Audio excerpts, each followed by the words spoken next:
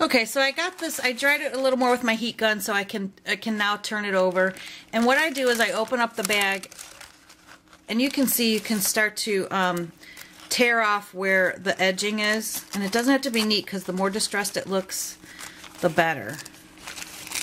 So that's the edge of my bag. And there's no Mod Podge there, so it will tear off and stick to your bag. This is still damp, but it's good enough.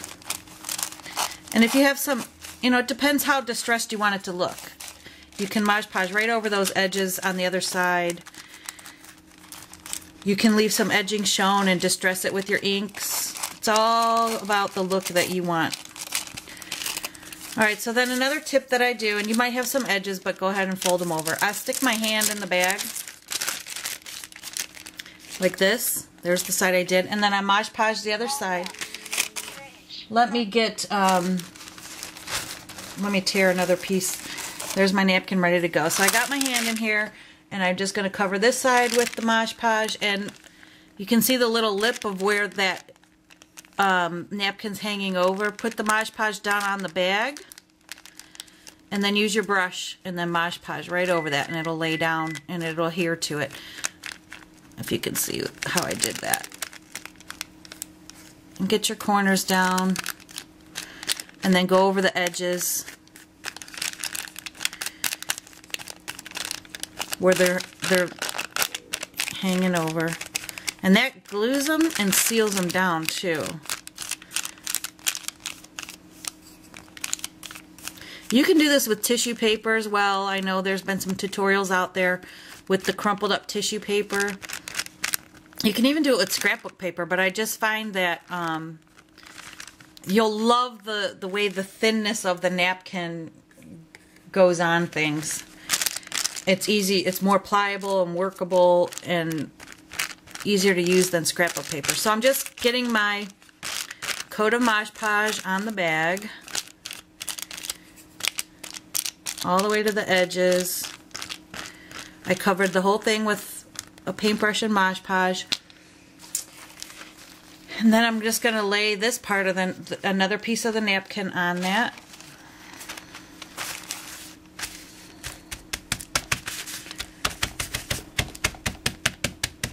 So just be on the lookout at all the stores, and usually they're on sale. And when you see a pattern you like, just snatch it up. And I'm telling you, a little goes a very long way. Alright, so I'm going to put my hand back in the bag, and I'm going to, I could cut this now, but I'm going to put my layer of Mod Podge right on top of the napkin. Oh, I'm getting messy there. I'm trying to go quick. First of all, I need to get out of here. And secondly, I don't want to make this video 20 minutes long. And I use a brush, I have a special brush that I only use for Mod Podge, and you can see it's old and falling apart and decrepit. And if you wash it right away, you'll be able to use it. But you can use those foam brushes that you get at Michael's for your Mod Podge, because it is different than paint. It is like glue, it will be sticky. And go over the, I'm not going to go over all those edges because I'm going to want to rip this back off.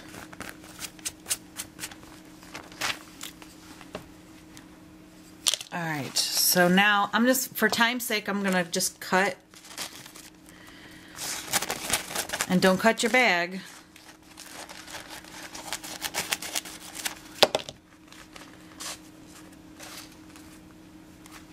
And if you turn it over, then you can see where you ended. And I'm just going to cut that off, and then I'll Mod Podge the edges all the way down.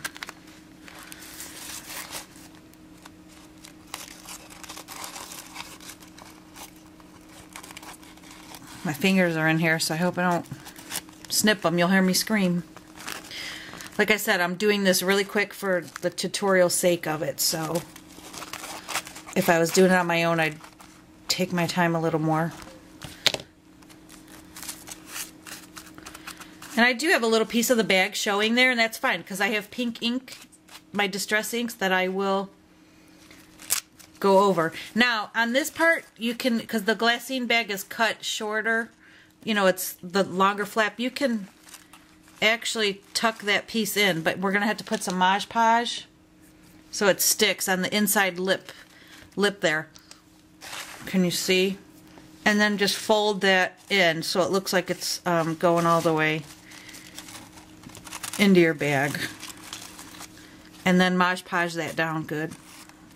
And it's sticking to my brush because I'm going so quick.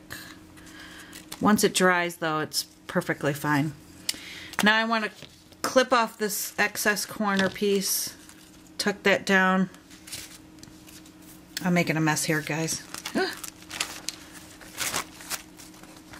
But as you can see, both sides are covered.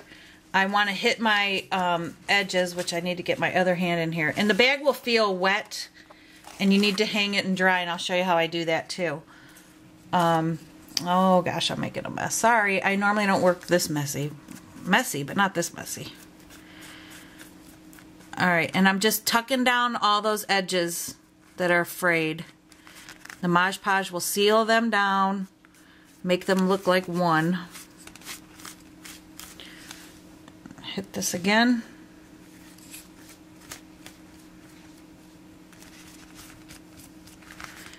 Just make sure all your edges are down.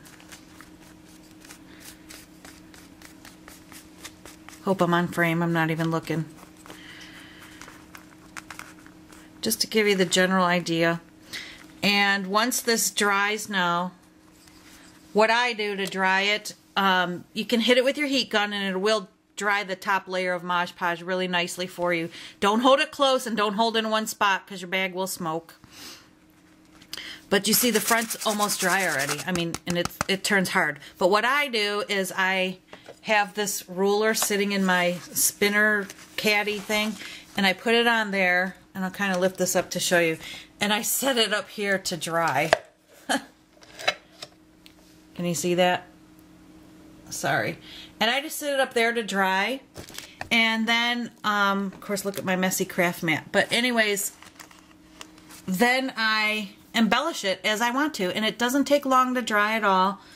And so there's the tutorial for that, and then you can go ahead and embellish it any way you want. I'm going to use mine for an envelope, and if you saw my previous videos of the ones that I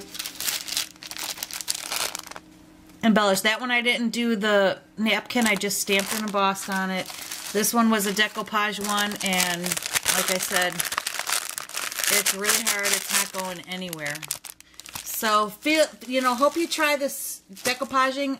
It's cheaper than scrapbooking paper for some of your projects. It's a lot of fun. You can even make cards. I've made cards with it, and you can pretty much decoupage on anything. Your notebooks, whatever you want.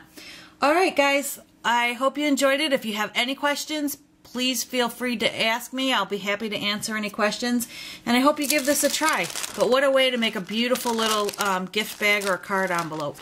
And super cheap. All right. Take care. Bye, everybody.